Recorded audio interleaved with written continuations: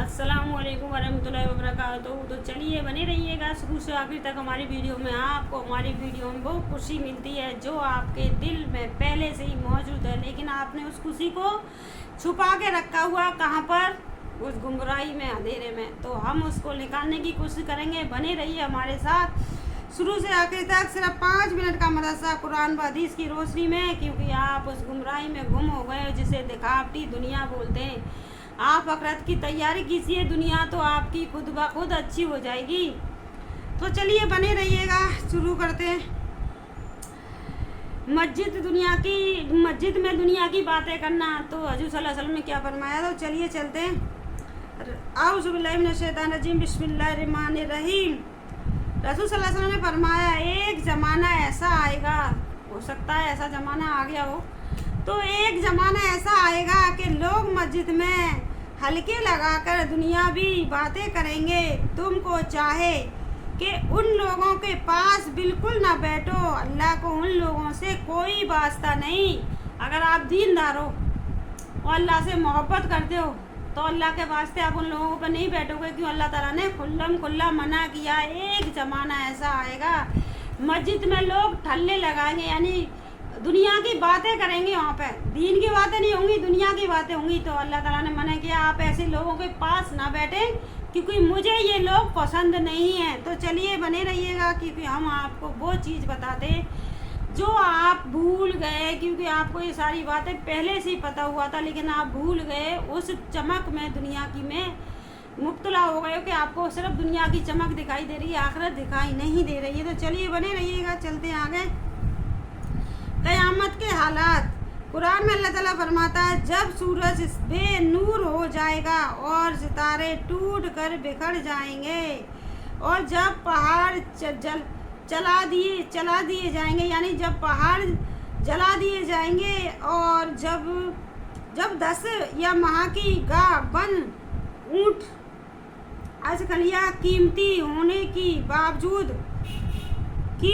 के बावजूद आवाज़ और छोड़ दी जाएंगी, और जब जंगली जानवर जमा हो जाएंगे, और जब दरिया भटक कर दिए जाएंगे तो क्या होगा, यानी दरिया भड़का दिए जाएंगे, यानी दरिया भड़का दिए जाएंगे। तो जब क्या होगा जब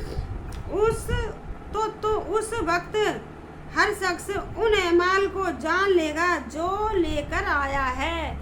यानी जब कयामत आएगी, जब सूर फूंका जाएगा, तो मतलब दुनिया जला दी जाएगी। जब सूर फूंका जाएगा तो हर वक्त इंसान जो दरिया इतनी वो बन जाएगी कि हर इंसान अपने जो अमाल लेके आया वो अमालों को देखेगा कि मैं क्या अमाल लेके आया हूँ। यहाँ तो इतनी सारी चीज़ें हो रही हैं, मैं क्या अमाल लेके आया हूँ।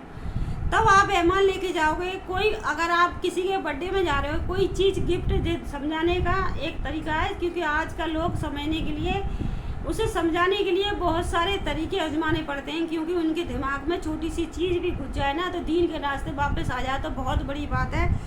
क्योंकि ये चीज़ है ना, समझने के लिए बहुत ज़्यादा ज़रूरी है। जब हम किसी की बर्थडे पार्टी या शादी में जाते हैं तो हम गिफ्ट ले जाते हैं, कोई तैयारी करके जाते हैं कि हम उसके लिए ये ले जा रहे हैं, देने जा रहे हैं, तो हम बड़े शान से खड़े होते हैं, हम तो इसके लिए ये गिफ्ट लेके आए, मतलब कितने खुश होकर खड़े होते हैं कि हम तो ये लेके आए। जब हम कुछ नहीं ले जाते ना, तो अपना मुंह बनाते हैं, ये तो जी दे रहा है, तो हमारे पास तो कुछ देने के लिए ही नहीं है। तो हम लोग अपने आप को वहाँ कैसे मजबूर पाते हैं।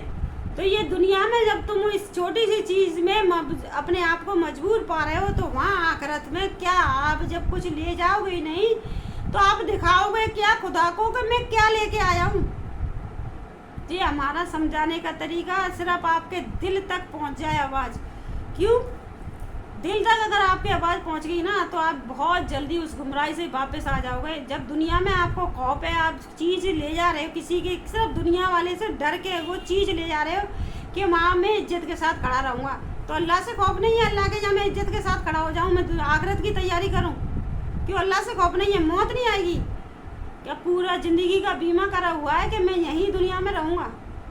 क्या आपके सामने आपके वालिद का इंतकाल नहीं हुआ है? क्या आपके सामने अपने चाहने वालों का इंतकाल नहीं हुआ है? क्या आपके सामने कोई मैयत नहीं जाती जिसको आपने गड्ढे में नहीं रखा?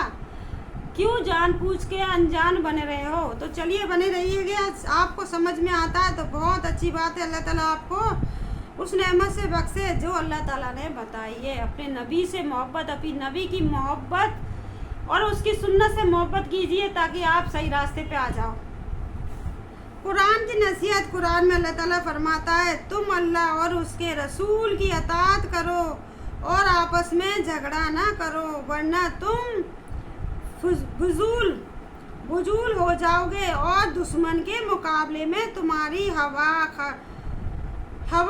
खड़ जाएगी। और मुसीबत के वक्त सब्र करो, बेशक अल्लाह सब्र करने वाले के साथ है। बेशक अगर आप मुसीबत के वक्त सब्र करते हो ना तो अल्लाह ताला आपको बहुत बड़ी नेमत से नवाजता है। तब हमारे बच्चे की साइकिल को दूसरे के कहने पर, जिसका घर नहीं है, हमारे बच्चों की साइकिल को लेकर के फेंक दिया जाता था ना, उस टाइम हमें इतनी तकलीफ होती थी। मेरा अल्लाह बेहतर जानता है, उस बात को सोच के आज भी मेरे रोंगटे खड़े हो जाते हैं। क्यों आंखों में आंसू भर जाते हैं। इन लोगों की वजह से मुझे जो सजा मिली है ना, अल्लाह ताला उनको बस फिर रहमत से बख्श दे, जो दीनदार बना दे ताकि वो औरों को तकलीफ ना दे।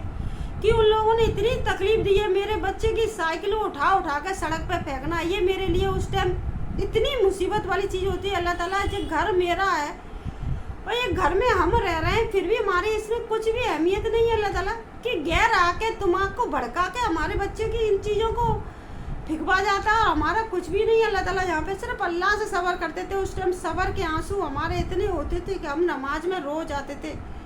फिर अल्लाह ने हमें वो चीज़ अता करी कि आज वही मकान, हमारे बच्चे की साइकिल उसी घर में खड़ी है जो हमारे को बच्चे को साइकिल निकलवा के फिकवाते थे। आज उनका मकान नहीं, क्या उसका घर नहीं है, क्या नहीं है, सब कुछ है उनके पास। फिर भी हमें वो तकलीफ आज भी है कि हमारे बच्चे के साथ ऐसा जुल्म हुआ। क्यों? उस टाइम सिर्फ हम मजबूर थे।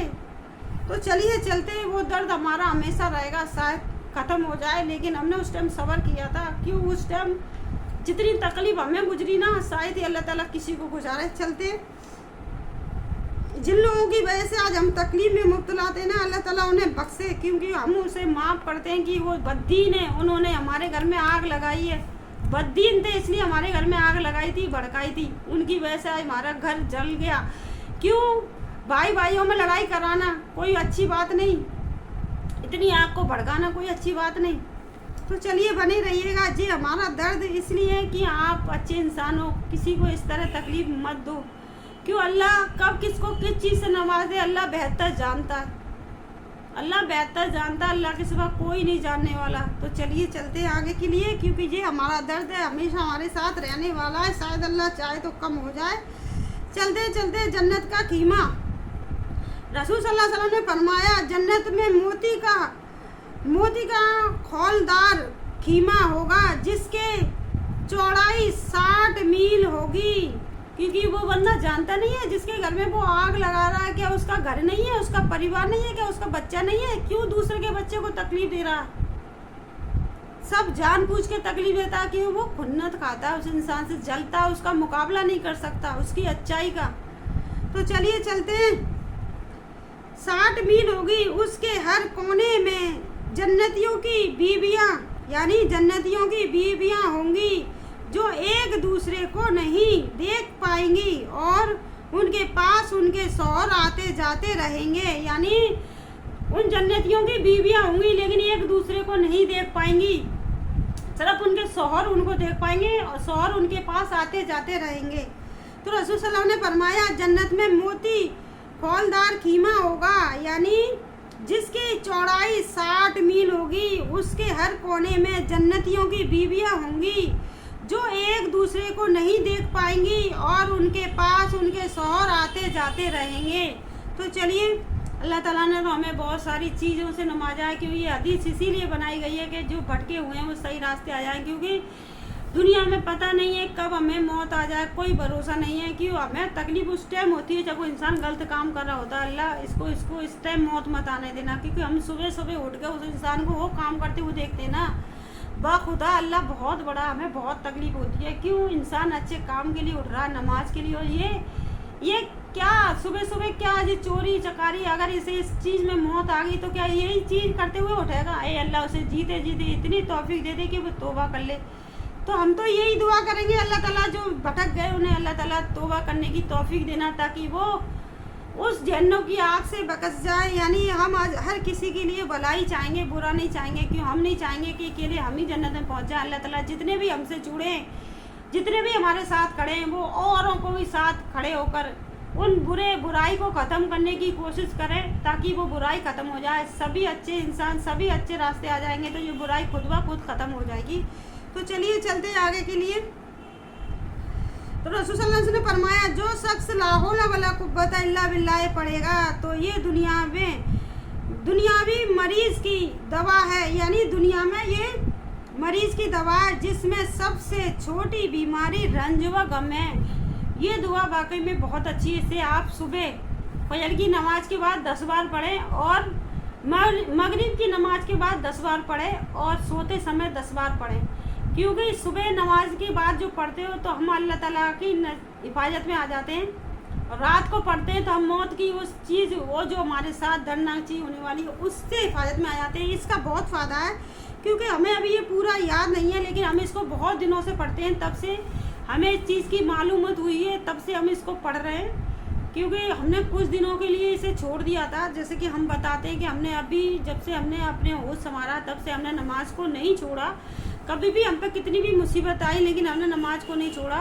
कि कुछ दिन हमने ऐसे नमाज को एहतियात कर दिया था कि सुबह की नमाज हमारी जाती रही थी। कम से कम महीनों के हिसाब से हमारी नमाज चली गई थी। उस नमाज का हमें ज़िंदगी भर अफसोस रहेगा। तो तब ये चीज़ हमने नहीं पढ़ी थी, तो हमें उस चीज़ का पता है कि इस चीज़ का कितना फ़ायदा है। कितना भी इंसान आपका बुरा चाहकर भी आपका बुरा नहीं कर पाता, क्योंकि लोगों ने हमें बहुत तकलीफ़ पहुंचाई है लेकिन हमारा बुरा नहीं कर पाया। क्यों? क्योंकि अल्लाह को हमने माना था, अल्लाह को हमने सजदा सच्चे दिल से किया, अल्लाह को और अल्लाह की दुआओं को माना जो अल्लाह ने इन हदीसों में बनाई है। तो हमें इन्हें बहुत अच्छी तरीक़ा से इन्हें पढ़ने की कोशिश करते हैं। जैसे अल्लाह ने हमें इन चीज़ों से नवाजा, अल्लाह ताला